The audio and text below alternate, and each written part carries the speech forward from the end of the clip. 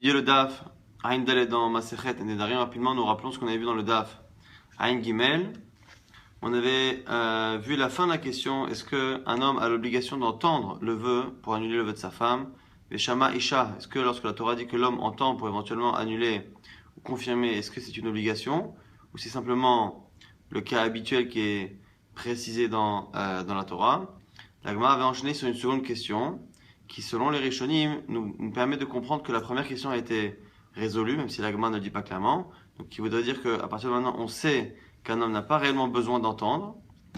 Mais la question, c'est est-ce que, même s'il n'a pas besoin d'entendre, est-ce qu'il a besoin tout de même de pouvoir théoriquement entendre, ou est-ce que finalement quelqu'un qui est sourd ne peut pas annuler un vœu? Et la Gemara ici a tranché par une braïta, c'est Rava qui l'avait cité, et qui nous disait que finalement, un sourd ne peut pas annuler un éder. Donc si on regarde la conclusion de la Gemara, de manière certaine, quelqu'un qui est sourd ne peut pas annuler, et quelqu'un qui n'est pas sourd, mais qui n'a pas entendu de manière factuelle, eh bien la Gemara ne tranche pas, mais les commentaires, les Rishonim, Rambam et Ran, ont l'air de dire que de la Gemara, il ressort que celui qui n'a pas entendu, mais qui pourrait entendre, eh bien peut annuler un éder. On avait vu aussi notre Mishnah, avec une marloquette Rabbi Eliezer Chachamim, à savoir est-ce que lorsque une personne n'a pas fait la choupa au bout des 12 mois, qui normalement séparait les kiddushin de la choupa et que le mari a repoussé, on sait très bien que le mari est obligé de la nourrir, même si elle ne rentre pas habiter chez lui le jour prévu, il doit la nourrir. La marloquette Rabbi Eliezer Chachamim était est-ce que cette obligation qu'il avait de la nourrir entraînait une conséquence au niveau des nedarim ou pas? Selon Rabbi Eliezer, oui. Selon Chachamim, non. Et même sur la vie de Rabbi Eliezer, on avait deux visions. Première vision qui était celle de Rabat, qui avait l'air de dire, Rabat, que lorsque l'on disait que le fait qu'il soit obligé de la nourrir entraînait un changement au niveau des nédarim, mais pour lui c'était pareil au niveau de la trouma. S'il était Kohen, il peut lui donner à manger de la trouma. C'est-à-dire que selon Rabat, on a toutes les halachot qui sont liées à la choupa, donc le fait de donner de la trouma s'il est Kohen, le fait de pouvoir annuler ses vœux, tout ça qui sont dépendants finalement de l'obligation de la nourrir. À partir du moment où les chachamim ont dit qu'au bout de 12 mois révolus, il doit la nourrir quoi qu'il arrive, eh bien selon Rabat, eh bien Rabbi Eliezer penserait que toutes les halachot qui découlent de la choupa prennent effet à partir du moment où il doit la nourrir, même si la choupa n'a pas encore eu lieu. Ça, c'est la vision que Rabat a de Rabbi Eliezer. Abaye lui a répondu que c'était différent et qu'il se peut que Neder soit particulier. Il se peut que ce soit pour une autre raison, que techniquement, la choupa n'est pas encore considérée comme étant passée, puisque la choupa n'est pas réellement arrivée. Qu'est-ce qui fait que le mari peut annuler sans le père? C'est parce que à partir du moment où c'est le mari qui la nourrit, on estime que la femme fait des narim avec l'intention que ça plaise à son mari. Donc finalement, son mari pourrait annuler le neder non pas à midin afara, qu'il peut être méfer avec le père, comme on a vu en général pour une nara morassa, mais il dit que la femme elle a fait un neder en espérant que ça plaise à son mari. Donc c'est comme s'il y avait une condition dans le neder, et c'est la raison pour laquelle il pourrait annuler. Certains vont dire que du coup il pourrait même annuler rétroactivement, puisque ici c'est le neder qui est à la base, fait qu'il est dépendant du mari. Nouvelle Mishnah, donc Aïn Dalet, Shomer et Yabam, une femme qui attend de faire Yiboum. Donc une femme qui a été mariée, l'homme qui a perdu son mari sans lui donner d'enfant, eh bien elle attend qu'un des frères ou le frère eh bien, lui fasse Yiboum ou la libère. Cette femme-là qui attend, elle s'appelle Shomer et Yabam. Ben Yabam Echad, Ben Lishne Ibamin nous dit ici, premier avis, qu'elle est un frère ou qu'elle est deux ou plusieurs frères qui pourrait éventuellement devenir son mari, eh bien, Rabbi Eliezer Omer y a fait. Chacun des frères peut annuler finalement ses nedarim, même s'il y en a plusieurs. Rabbi Yoshua Omer, Rabbi Yoshua dit, l'echad avalol shnaim. Il dit, moi je veux bien comprendre, lorsqu'il y a un seul frère, je peux comprendre que finalement, n'étant lié théoriquement qu'à un seul des frères, je peux comprendre qu'il puisse plus ou moins avoir le statut d'un mari et donc annuler. Mais, imaginez, qu'avec plusieurs frères, ça je ne suis pas d'accord. Rabbi Akiva Omer, Rabbi Akiva n'est pas d'accord du tout. L'Echad, l'Ishneim, Rabbi Akiva pense que ici, le din de Yiboum, le fait d'attendre le frère pour éventuellement un mariage, eh bien ici ne ressemble en rien à un vrai mariage, donc il ne peut pas annuler. Donc finalement ici on a trois avis. On a Rabbi Yoshua et Rabbi Akiva que la Gemara comprendra assez facilement. Selon un, le fait d'attendre Yiboum c'est un mariage, selon l'autre ça ne l'est pas. Mais Rabbi Eliezer qui imagine même dans un cas où il y a plusieurs maris potentiels, c'est un peu délicat. En tout cas, ici on va avoir une discussion entre Rabbi Eliezer justement et Rabbi Akiva. Rabbi Eliezer qui pense que ça marche avec même plusieurs beau-frère, et Rabbi Akiva qui pense que même avec un seul ça ne marche pas. Amar Rabbi Eliezer. Uma im isha shekanahu le'atzmo hu mefein nedaria. Fait un kalvachomer. Si déjà un homme qui épouse une femme de lui-même, donc c'est un acte humain, il donne des kiddushin, il épouse une femme, eh bien il peut annuler ses vœux. Isha sheknulo minash shamaim enodi shafer nedaria. Lorsque ce kinyan, cette acquisition de cette femme, n'a pas été faite par les mains de l'homme, mais par les mains d'Akadosh Baruch Hu, car lorsqu'une femme perd son mari et qu'il y a un frère qui reste, eh bien, ce frère-là se retrouve à, entre guillemets, acquérir cette femme-là, Minashamaim. Alors du coup, c'est ça le cas de Chomer. C'est si déjà une acquisition des kiddushin faits par l'homme permettent à l'homme d'annuler un éder, a fortiori ceux qui sont faits par Akadosh Baruch Hu. Alors Rabbi Akiva lui répond, ça ne marche pas comme raisonnement. Pourquoi?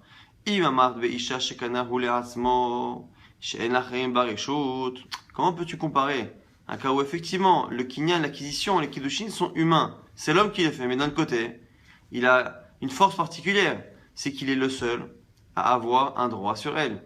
Dans un mariage normal, il n'y a que l'homme, que le mari, qui a un droit sur elle.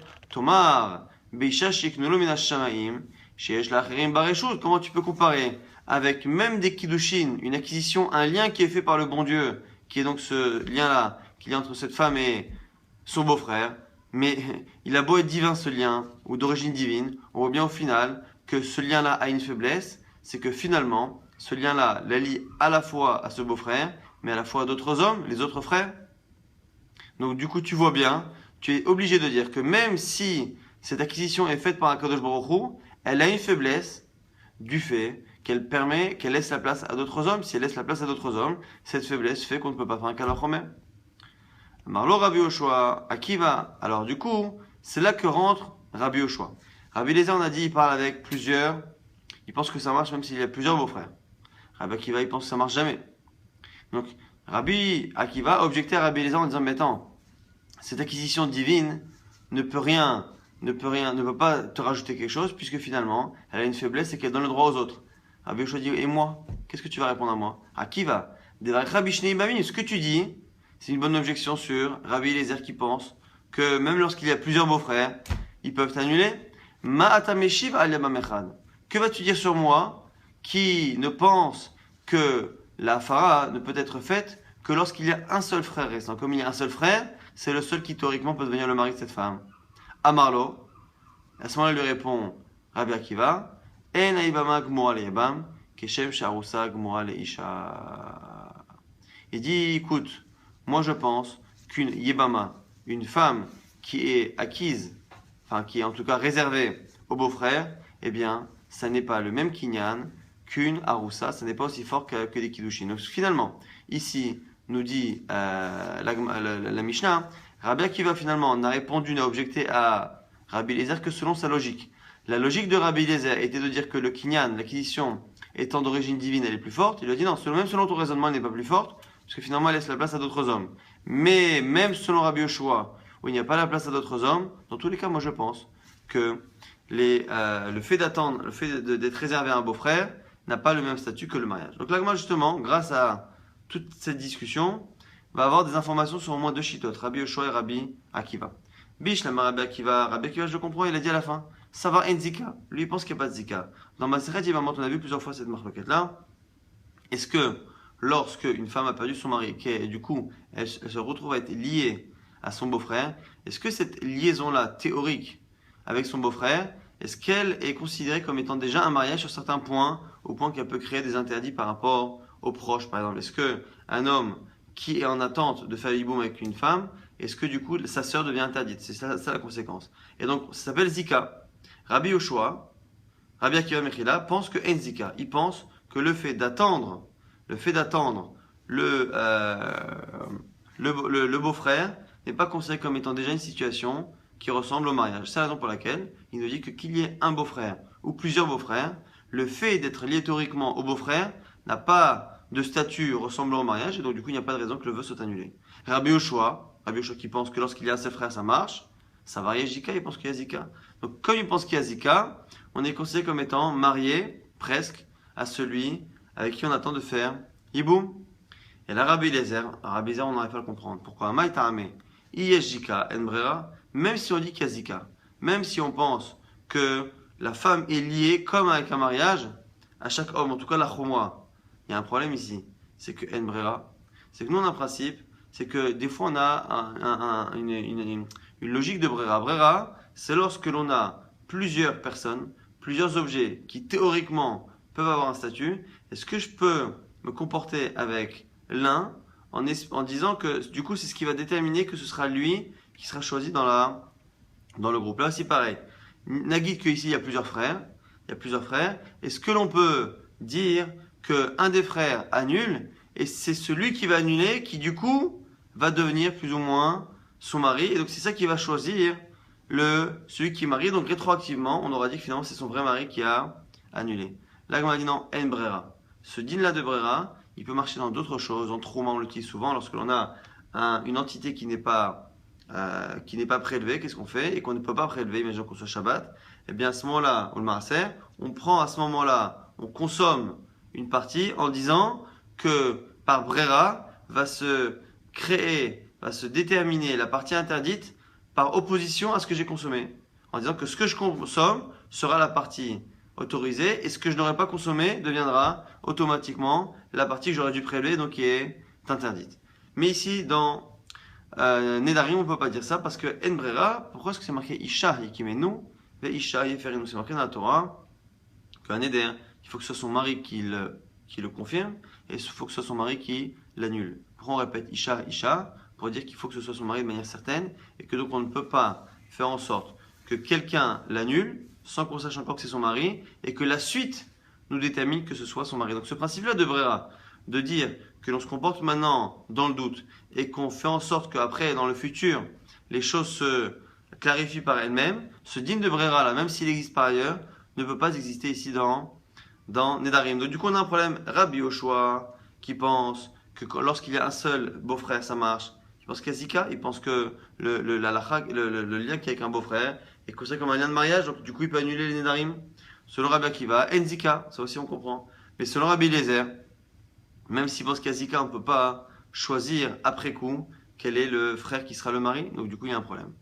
Là, ce sera la question centrale du DAF, c'est quel est l'avis de Rabbi Eliezer qui pense que ça marche avec plusieurs beaux-frères. Amar Rabbi Ami, première proposition de Rabbi Ami, Kegon Sha'asaba Ma'amar.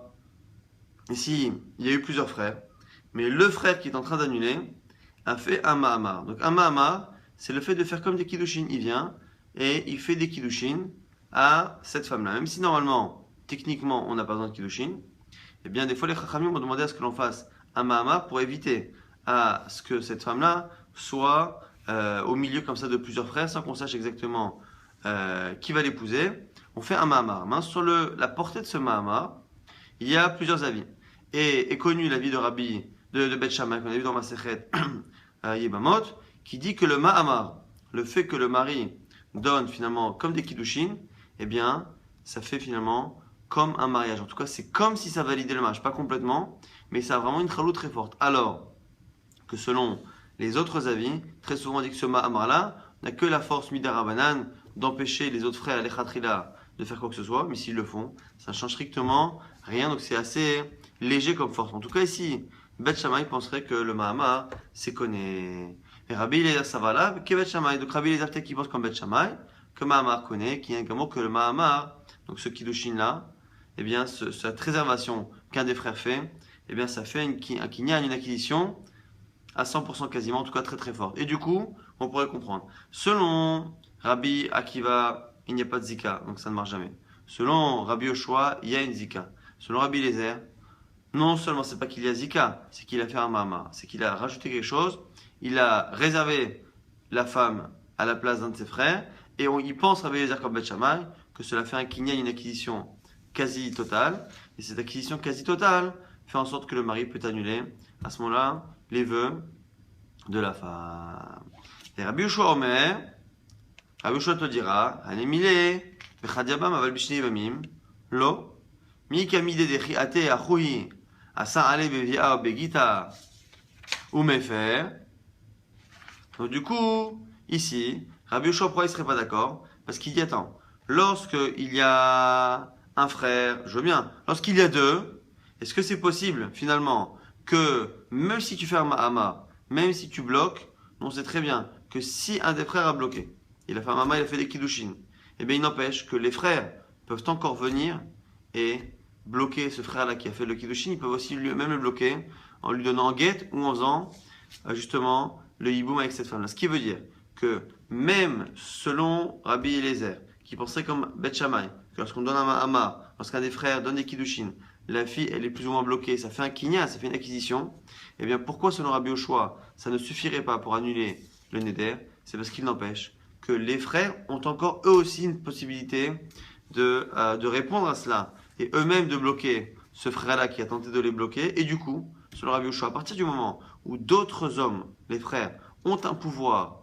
de changer la situation de cette fille, eh bien, on ne peut pas ici parler de Afara. Ce qui veut dire que même selon Rabbi Eliezer et selon Bet Shammai, où on parle d'un cas où il a fait des kiddushin, ce beau-frère, et que ça a finalement une incidence forte, à partir du moment où cette incidence forte eh bien, n'a pas la capacité d'enlever tous les pouvoirs aux autres frères, ça ne suffit pas. Donc ici, la discussion elle est comme ça finalement. Selon Rabbi Akiva, il n'y a pas de zika bichlal. Le fait d'être lié à un beau-frère ou à plusieurs beaux-frères n'a aucune incidence. Donc du coup, il n'y a pas du tout possibilité d'annuler. Selon Rabbi Eliezer, on serait dans un cas où il y a eu un ma'ama, donc il a parlé, il a bloqué, il a fait des kiddushin. Et comme il a fait des kiddushin, eh bien, comme il empêche les autres frères de pouvoir les khatri là, en tout cas faire quelque chose, eh bien, ce pouvoir-là lui donne le droit d'annuler les nedarim. Et Rabbi Yoshua dit non. À partir du moment où il empêche les frères de faire certaines choses, mais qu'il ne les empêche pas de faire tout, et que eux peuvent encore eux-mêmes le bloquer, et bien du coup, à ce moment-là, ça ne suffit pas, et il ne peut pas faire d'affaire nedarim.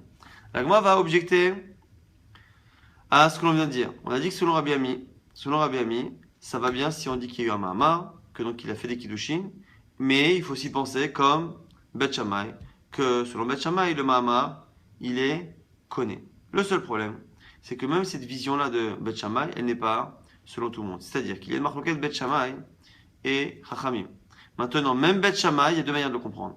Soit on le comprend comme ce qu'on a dit que ça fait un kinyan gamour, et à ce moment-là, on peut comprendre Rabbi Eliezer. Mais Rabbi Elazar a compris différemment. Ou le Rabbi Elazar, pas Eliezer. Ou le Rabbi Elazar, des Amar Ma'amar, les Bet Shammai, en connaît. Qui pense que même selon Bet Shammai, le Ma'amar n'est pas réellement connu, si ce n'est, et la litrot Betsara, simplement pour libérer l'autre femme. Lorsqu'un homme avait deux femmes, eh bien, le fait qu'on fasse des kiddushin à une des deux, qu'un des frères fasse des kiddushin à une des deux, ça permet à l'autre de se marier à l'extérieur. Maïkal et Mema. Ce qui veut dire finalement que même si on dit que dans cette Mishnah-là, eh bien, on dit qu'il y a eu un Ma'amar, un des frères a fait des kiddushin, et que cette Mishnah-là, elle est selon Bet Shammai.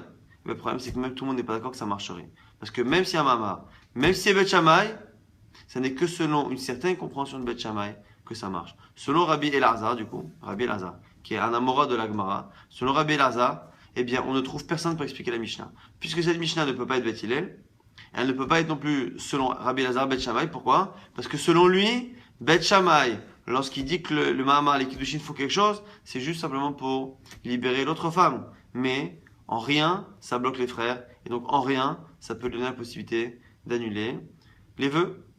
La Gemara donne donc une autre réponse pour Rabbi Elazar.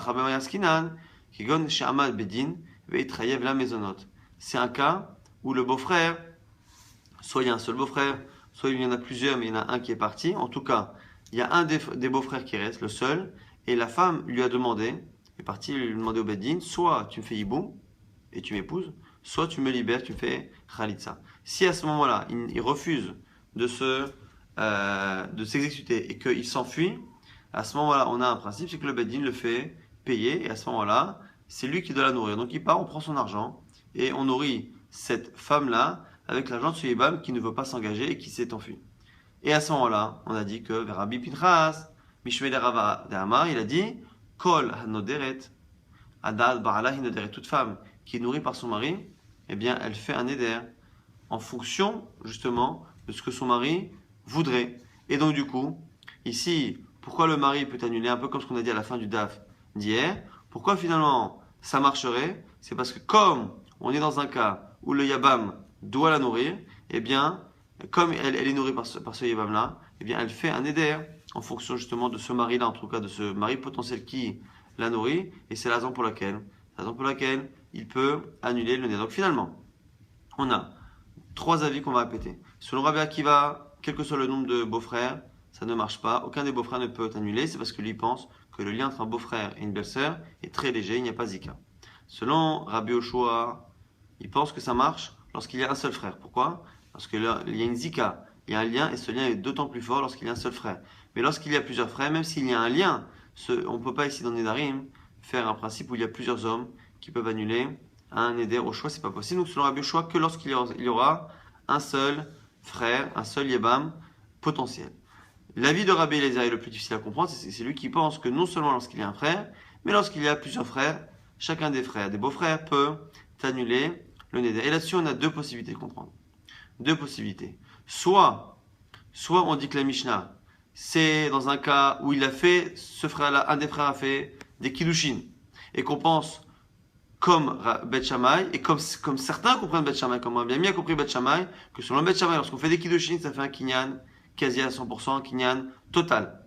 Donc ce serait ça la compréhension de Rabbi Eliezer. Ou sinon, on n'est pas obligé de dire ça, parce que certains pensent que même selon Bet Shammai, ça ne marche pas comme ça. Donc certains vont dire non, c'est autre chose. C'est le beau-frère, c'est pas qu'il a fait des Kiddushin, c'est le beau-frère a été emmené au Beddin par cette femme-là pour qu'il s'engage. Il s'est enfui. Comme il s'est enfui, il doit la nourrir. À partir du moment où il la nourrit, cette femme-là fait des vœux en fonction de ce que ce fameux Yabam voudrait. Donc comme elle le fait en fonction de ce que ce Yabam, qui est plus ou moins son potentiel mari, qui la nourrit, eh bien voudrait, c'est la raison pour laquelle il peut annuler les Nedarim. Donc on a deux réponses possibles pour comprendre encore une fois l'avis de Rabbi Eliezer. Justement, par rapport à Rabbi Eliezer, on a une objection. Par rapport à Rabbi Ami, on a dit première possibilité pour comprendre Rabbi Eliezer, c'est d'imaginer qu'il a fait des Kiddushin. Donc il a fait un des frères, il y a plusieurs frères. Un, il est venu faire des Kiddushin, c'est une manière de la réserver, de l'empêcher d'être marié aux autres frères. Et là, ici, on a un souci par rapport à cette réponse. Nan, dans la Mishnah, on a dit quoi? Amar Rabbi Eliezer. Rabbi Eliezer s'est défendu en disant Umaï Misha Shekana Le'atzmo. Puisque dans des Kiddushin, normal, dans un mariage normal, les Kiddushin sont faits par l'homme. Et on voit qu'un kinyan, une acquisition des Kiddushin fait par l'homme. Eh bien, donne à l'homme cette possibilité d'annuler un Neder. A fortiori, lorsque l'acquisition est faite par Akadosh Baruch Hu. Le seul problème, c'est que selon ce qu'on a expliqué au final, qu'est-ce qui fait que ce beau-frère-là a le pouvoir d'annuler? C'est pas réellement le fait qu'il soit Kinyamin Hashem, c'est parce qu'il a fait un Mama, il a fait des Kiddushin. Donc s'il a fait des Kiddushin, c'est encore lui l'homme qui a fait quelque chose. Donc il est où le Kalvachomer? Le Kalvachomer étant, puisque lorsque c'est l'homme qui fait l'action, il a un droit X, a fortiori lorsque c'est Akadosh Baruch Hu qui l'a fait, mais c'est pas Akadosh Baruch Hu, parce que c'est un Mama. On a dit que selon Rabbi Ami, on peut comprendre la Mishnah que selon Bet Shammai, si on pense que Bet Shammai pense que lorsqu'on fait des Kiddushin, ça a un pouvoir de faire un Kinyan. Iba Saba Mamar, Kanale Asmo, si on dit que c'est un cas où c'est lui qui a fait des Kiddushin, c'est encore lui qui a fait, donc du coup il n'y a pas de Kalvachomer. Kalvachomer dépend du fait qu'il y a un cas où c'est un Kinyan de l'homme et l'autre c'est un Kinyan d'Akadosh Baruch Hu. La Gemara a dit Kanale Asmo Alide Shamaim. Il dit non, parce que c'est pas vrai. Le Mahamar n'a fait que rajouter sur un Kinyan divin. C'est-à-dire qu'à la base, elle a été réservée Mina Shamaim. Elle a été réservée Mina Shamaim. Et lui, grâce à ce Mahamar, vient finalement rajouter quelque chose. Mais au final, ça reste un Kinyan Mina Shamaim. Donc du coup, même si on pense qu'il a fait un Mahamar, au final, ce Mahamar-là a été aidé par au départ une réservation qui a été faite par Akadosh Baruch Hu. Et si déjà lorsque c'est l'homme qui fait tout le kinyan, eh bien l'homme a la possibilité après d'annuler les vœux, a fortiori lorsque cette acquisition a été aidée, a été initiée par Akadosh Baruch Hu. Nous du coup, on a finalement encore une fois deux avis sur Rabbi Eliezer qui pense que ça marche même avec plusieurs beaux-frères. Est-ce que c'est selon la compréhension qu'on a de Bet Shammai que lorsqu'il a réservé, il a fait un Mahamar, un des frères, eh bien ça permet de faire presque une acquisition et donc du coup c'est pour ça qu'il peut annuler, ou parce que c'est un cas où il n'y a pas eu de Mahamar, simplement il a été dans l'obligation de la nourrir, et comme il était dans l'obligation de la nourrir, à ce moment-là, c'est la raison pour laquelle elle fait des vœux en fonction de son accord, et donc du coup c'est la raison pour laquelle il peut annuler un vœu. L'agma maintenant va essayer de résoudre une question. Tifshot Debae Rabba. Avec ce qu'on a dit, on pourrait éventuellement résoudre une question qui a été posée par Rabba. Ma'amar le Bet Shammai. Et Rossi Mose, Onisui Mose. On a une chéla par rapport à Bet Shammai. Bet Shammai, encore une fois, c'est celui qui pense que un Mahamar, ça fait un kinyan. Ça fait une acquisition, ça fait quelque chose. Maintenant, ce Mahamar-là, qui fait un kinyan presque, on va dire, comme des kiddushin, est-ce que l'acquisition que fait ce Mahamar, selon Beth Shammai, est-ce que ça ressemble à des kiddushin, quand on donne la bague arrêt à Mikou Deshet, mais on a dit que dans ce cas-là, ça n'a pas toutes les incidences. On a dit que pour hériter de cette femme, pour un Kohen s'impurifier, pour la nourrir, eh bien, on ne va pas jusque-là. Ou est-ce que ça fait des Nisuin? Nisuin, c'est donc la choupa qui termine complètement le mariage. C'est une question qui est posée dans ma Masechet Yevamot. Est-ce que finalement le Mahamar de Beth Shammai, qui selon Rabbi Ami pense que c'est Kinyan Gamour, est-ce que ce Kinyan Gamour c'est autant que des Kiddushin ou autant que des Kiddushin et des Nisuin? La Gemara normalement on devrait avoir la réponse. Tifshot, des Nisuin, on sait selon notre Gemara, on devrait résoudre que c'est finalement des Nisuim. Des Iyerosin, on sait. Hatnan Narameora Savia, Oba Alam Ifrinadera. On est obligé de dire qu'ici, a priori, c'est des Nisuin. Pourquoi? Parce que nous, on a dit depuis le départ quoi? Que dans la Mishnah, on a dit que lorsque on a un beau-frère, selon Rabbi Eliezer, il peut annuler son vœu. Comme il peut annuler son vœu, on a l'impression qu'il peut annuler tout seul. S'il annule tout seul, et que selon la Gemara, ça ne se comprend que parce qu'il a fait un Mahamar et selon Beth Shammai, puisqu'il a fait un Mahamar et que c'est selon Beth Shammai et qu'il annule tout seul, on est obligé de dire que ça fait comme des Nisuin. Pourquoi? Parce que si ce Mahamar faisait un Kinyan comme des Kiddushin, eh bien elle serait Meorasa, et si elle est Nahara Meorasa, eh bien il ne peut pas annuler tout seul, il aurait besoin du père. Puisque la Mishnah a l'air, en tout cas en apparence, de nous dire que c'est que le mari qui annule, si le mari annule seul, c'est que ce Mahamar-là, cette situation qu'il a, du fait qu'il est beau-frère, et qu'il a réservé cette femme-là, a l'air de lui donner un pouvoir de celui qui est nocé, de celui qui a épousé la femme et qui a fait la choupa, et non pas simplement du harous qui a fait les kiddushin. La Gemara repousse et dit non, tu n'as pas de preuve. Amar Nachman bar Yitzhak, ma yafer beshutafut. Tu n'es pas obligé de dire ici que dans la Mishnah, lorsqu'on dit que le mari, le beau-frère annule, on n'est pas obligé de dire qu'il annule tout seul. Le chidush, c'est Birkla qu'il annule. Selon Rabbi Akiva, il ne peut pas annuler du tout. Selon Rabbi Yeshua, lorsqu'il est seul, Rabbi Eliezer pense qu'il peut annuler, mais qui peut annuler avec qui? Avec le père. Donc du coup ici on n'a pas de preuve que lorsque dans la Mishnah on a dit que selon Rabbi Eliezer on pouvait annuler le vœu, on ne sait pas s'il peut l'annuler tout seul ou il peut l'annuler avec le père. Comme on n'a pas de preuve, du coup, même si on pense que ici on parle d'un cas où il y a eu un Mahamar, eh bien ce Mahamar là selon Beth Shammai, ce qui fait des Kiddushin ou des Nisuin, on n'a pas forcément de preuve parce que la Mishnah n'est pas encore une fois claire de ce point de vue là. Là maintenant la Gemara va rapporter une braïta qui va confirmer plus ou moins l'avis de Rabbi Ami. Rabbi Ami, encore une fois, était celui qui expliquait que selon Rabbi Eliezer, qui disait que même lorsqu'il y avait plusieurs beaux-frères, eh bien, un des beaux-frères peut annuler, eh bien, on parlait d'un cas où ce beau-frère-là dont on parle a fait un Mahamar, a réservé cette femme-là, et qu'on est selon Beth Shammai. Selon Beth Shammai, le Mahamar fait office de Kinyan Gamour. On va avoir une braïta qu'on ne pourra pas étudier jusqu'au bout parce qu'elle va dépasser le DAF d'aujourd'hui, mais on va essayer de comprendre déjà en la lisant quelles sont les petites références qui ont l'air de donner raison à Rabbi Ami. Tania, donc c'est une braïta qui a beaucoup plus de poids que les avis des Amoraïm comme Rabbi Ami ou comme Rabbi Elazar. Tania Yamiachri, une braïta qui a l'air de confirmer Rabbi Ami. Qui Rabbi Ami? Shomeret Yabam, une femme qui attend de faire Yiboum, qui a perdu son mari, qui attend le beau-frère. Ben et Bamechad, Ben Ishni, Ben Mikel est un ou plusieurs beaux-frères. Rabbi Eliezer Omer Yafer. Rabbi Eliezer pense qu'il peut annuler. Rabbi Yoshua Omer, Rabbi Yoshua dit les Chad le Shneim, pour un beau-frère, oui, mais pas lorsqu'il y en a deux ou plus. Rabbi Akiva Omer, Rabbi Akiva, c'est la vie qu'on connaît, encore une fois. Les Chad le Shneim, ni pour un ni pour deux. Amar Rabbi Eliezer. Rabbi Eliezer vient maintenant argumenter. Uma imisha shenochei legba ashelo tavolir shuto mishebat irshuto nigmeralo.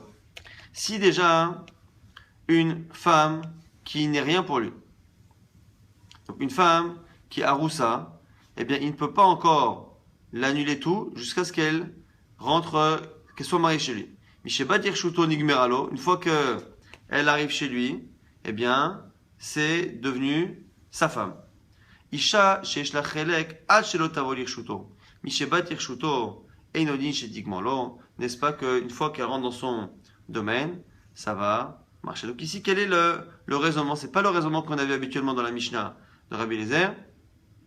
C'est un autre raisonnement. On va comparer ici les Kiddushin à un Mahamar plus ou moins ici, même si c'est pas marqué réellement. C'est ça ici la référence au Mahamar. C'est-à-dire que si déjà un homme qui ne connaît pas une femme, lorsqu'il fait des Kiddushin avec elle, qu'il l'épouse, eh bien il prend une part dans ses Nedarim.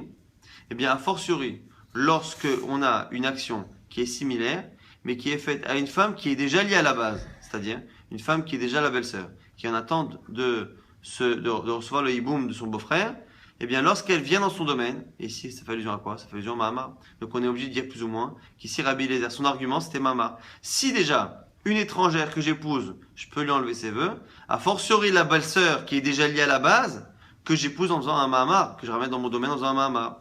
Eh bien du coup il nous dit, Shtikmolo, n'est-ce pas que ça va faire en sorte que ça marche? Alors Rabbi Akiva, c'est là que Rabbi Akiva lui répond, Lo, im amar beisha shkanahu le'atzmo, keshem she'en lo chelek ba. Car en achrim chelek ba, la même réponse de Rabbi Akiva, c'est que autant lorsqu'on fait des kiddushin à une femme normale, étrangère, eh bien, le mari est seul à avoir un pouvoir dans les nedarim. Tomar beisha sheknulu min hashamayim, keshem she'esh la ima chelek, kach yesh achrim chelek ba. Il dit, mais le problème c'est que dans ton cas que tu me cites, les autres hommes ont aussi un pouvoir sur elle, les autres frères, donc du coup ça ne marche pas. Alors Rabbi Yoshua à ce moment-là intervient, c'est comme ce qu'on a vu dans la Mishnah. Akiva dvarecha bishnei bamim. Ce que tu dis, ça marche pour deux ou plusieurs beaux-frères. Mata meshiva libamecha. Qu'est-ce que tu vas me dire pour moi qui ne parle que d'un seul frère? Amarlo. Et à ce moment-là, la réponse de Rabbi Akiva a l'air encore une fois de nous dire qu'il y avait un Mahamar selon Rabbi Eliezer. Il dit quoi? Klum chilaknu alabam echad ve'ashnei bamim. Dis-moi, je ne fais pas la différence entre un et deux beaux-frères. Ben Asama Mamar ou Ben Shalom Asama Mamar, et je ne fais pas non plus de différence entre le cas où il y a eu un Mamar et pas de Mahamar. Ce qui sous-entend que dans la discussion avec Rabbi Eliezer, on parlait justement de Mahamar. Et donc c'est quoi finalement la svaralogie de la fin? Okishar Dvarim Kenedarim. Et comme toutes les autres choses fonctionnent les Narim, finalement, qu'à partir du moment où au niveau des autres choses, eh bien il n'y a pas de lien de mariage, eh bien ce sera pareil pour les Nedarim. On conclut juste là-dessus. Mais la Shonazé Amar Ben Azaï, une fois qu'on a entendu la réponse de Rabbi Akiva, Ben Azaï a dit Haval Alecha Ben Azaï, en parlant de lui-même. Dommage pour toi Ben Azaï, Shelosh Shimash Tet Rabbi Akiva, que tu n'as pas eu le srout d'étudier de près avec Rabbi Akiva, de profiter de ça. Qu'est-ce que l'on voit finalement de cette Braïta? On voit finalement que l'on parle à un moment donné du fait que selon Rabbi Eliezer, lorsque Rabbi Eliezer argumente, il dit mais attends, cette femme-là qui est déjà acquise, non seulement elle est acquise à la base Minash Shamaim, mais en plus, je fais quelque chose qui la ramène chez moi. C'est quoi? Forcément que c'est un Mahamar. Et en plus, on voit dans la réponse finale de Rabbi Akiva, Rabbi Akiva dit non, vous n'avez pas compris. Ce que j'ai répondu à Rabbi Eliezer, c'est par rapport à lui que j'ai répondu. Mais moi, réellement, ça ne me fait ni chaud ni froid. Un beau-frère ou plusieurs beaux-frères, ça ne change rien. Qu'il y ait Mahamar ou pas, ça ne change rien. S'il a dit qu'il y ait Mahamar ou qu'il n'y ait pas Mahamar, cela sous-entend que dans la discussion avec Rabbi Eliezer, on parlait justement qu'il y a un Mahamar. On parlait justement qu'il y avait deux beaux-frères. Et c'est là-dessus qu'a répondu Rabbi Akiva. Oui, j'ai discuté avec Rabbi Eliezer par rapport à lui, par rapport à ce qu'il pense. Mais moi, finalement, avec deux ou avec un beau-frère, c'est pareil. Avec Mahamar, comme j'ai discuté avec lui, ou sans Mahamar, c'est pareil. Donc, on va essayer de résumer ce DAF, qui est un peu plus, on va dire, un peu plus chargé que les autres, un peu plus compliqué que les autres dapim de Narim. On est reparti un peu dans Masechet, Ibamot. On a vu qu'on avait une marloquette. On va essayer de résumer au moins les avis clairs. Marloquette par rapport à un cas où une femme a perdu son mari Loalén ou son enfant et qu'elle attend de faire hiboum avec un frère ou avec un des beaux-frères. Est-ce que ce beau-frère-là peut annuler les vœux? Selon Rabbi Akiva, jamais. Un beau-frère, plusieurs beaux-frères, ça ne marchera pas. Selon Rabbi Yoshua, ça ne marchera que s'il y a un seul frère. Parce que comme il y a un seul frère, il y a une zika. Ce lien-là entre le beau-frère et la femme est un lien qui ressemble finalement au lien du mariage. Et du coup, lorsqu'il y a un seul beau-frère, ça marche. Lorsqu'il y a plusieurs, le pouvoir de chacun empêche l'autre de pouvoir faire quoi que ce soit. La vie qui est compliquée à comprendre, c'est Rabbi Eliezer. Et Rabbi Eliezer, on a deux manières de le comprendre. On va donner les deux réponses dans le désordre. On va d'abord donner la deuxième réponse. La deuxième réponse, eh bien, on va dire que c'est un cas où le beau-frère a été traduit en justice par la belle-sœur pour justement qu'il la nourrisse. Et comme il a l'obligation de la nourrir, à partir de ce moment-là, la femme fait des vœux en accord avec son mari potentiel qui la nourrit. Et donc, du coup, c'est la raison pour laquelle il peut annuler les vœux, parce que on est comme Rabbi Pinchas, au nom de Rava, qui pense que lorsque le mari nourrit la femme, eh bien la femme fait les vœux en accord avec son mari. Ça, c'était la logique de Rabbi Lazar, mais l'avis qui est utilisé le plus dans ce daf-là et qui justement est sujet à objection ou à confirmation, c'est l'avis de Rabbi Ami, qui pense que non, notre Mishnah, elle parle d'un cas où, même s'il y a plusieurs beaux-frères, pourquoi ça marche? Parce que un des beaux-frères, celui qui veut annuler, a finalement fait un Mahamar, il a réservé cette femme en faisant des kiddushin, il a réservé sa belle-sœur en faisant des kiddushin, ce qui empêche les autres frères de faire normalement quoi que ce soit, même s'ils ont encore eux-mêmes la possibilité de le bloquer. ce qui justifie Rabbi Yoshua. Et bien ici, tout de même, lui, il a fait un acte qui est important et on pense comme Bet Shammai et comme une vision de Bet Shammai qui pense que le Mahamar, le fait de bloquer cette femme-là avec des kiddushin, ça fait un kinyan, ça fait une acquisition quasi totale. Et finalement, la preuve que l'on avait, c'est plus ou moins cette braïta qu'on étudiera un peu mieux demain dans le prochain DAF et qui avait l'air de dire que dans la discussion, dans l'argumentation de Rabbi Eliezer, on parle d'une femme qui est déjà acquise Mina Shamaim et à qui on rajoute une acquisition, ce qui sous-entend ici que c'est le Mahama. Et même finalement dans la réponse finale de Rabbi Akiva, qui a l'air de se défendre que ces arguments ne parlent que d'un cas où il y a un seul ou plusieurs, qu'il y a plusieurs beaux-frères, il dit finalement plusieurs beaux-frères ou pas, Mahamar ou pas, ce qui sous-entend encore une fois que dans la discussion avec Rabbi Eliezer, il y avait un Mahamar. Kol Tov.